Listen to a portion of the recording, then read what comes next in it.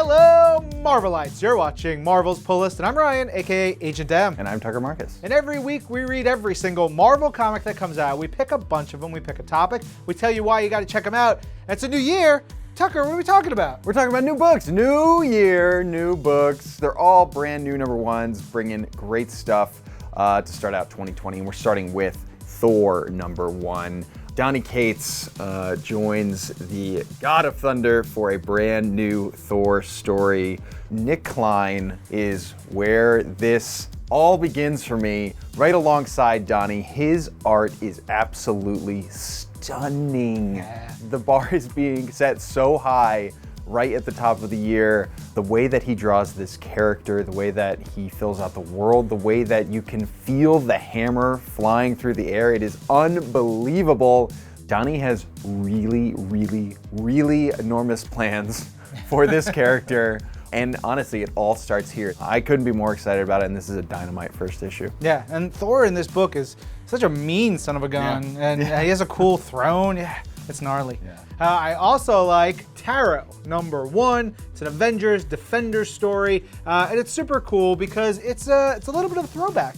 It actually throws back to the 1940s during World War II. You have a cool story with the invaders, particularly with Captain America and Namor, and this wild supernatural story, and then that flashes forward into a couple decades later where Namor's on the Defenders, he's co-starring with Doctor Strange and the Hulk and all this other stuff, and then you get to see Captain America, who's part of the Avengers, and these two stories and how they start to sort of veer towards each other, and it gets weird and creepy and cool and menacing, and then the revelation of the big bad of the storyline had me so pumped because it's not what anyone's gonna expect. Really into it. Yeah. Next number 1 we have. Look, it's been a big few weeks for Star Wars, and that continues here at Marvel with Star Wars number 1. Since modern Marvel Star Wars comics began, we've been covering the events between A New Hope and Empire Strikes Back. With this issue, we leap to after the events of Empire and all of the turmoil that follows.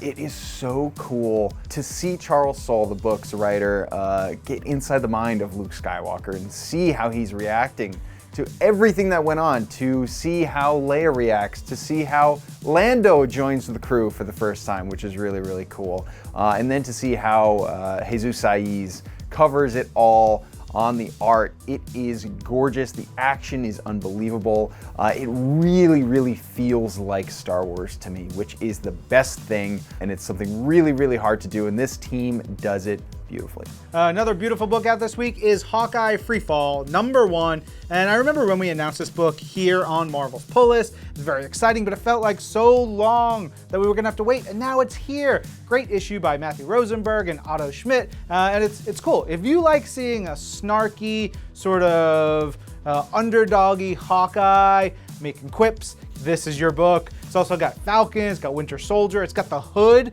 and most importantly, maybe it has Ronin, as well as Hawkeye, fighting each other. What does that mean? How does that all come together? You're gonna have to read the book to find out, and it's pretty great. There's also a bunch of other great issues out this week. We're gonna tell you all about them on the audio version of Marvel's Pull List. Get it wherever you get your podcasts, and we'll be back with another episode next week. I'm Ryan. And I'm Tucker. And this is Marvel, Your universe.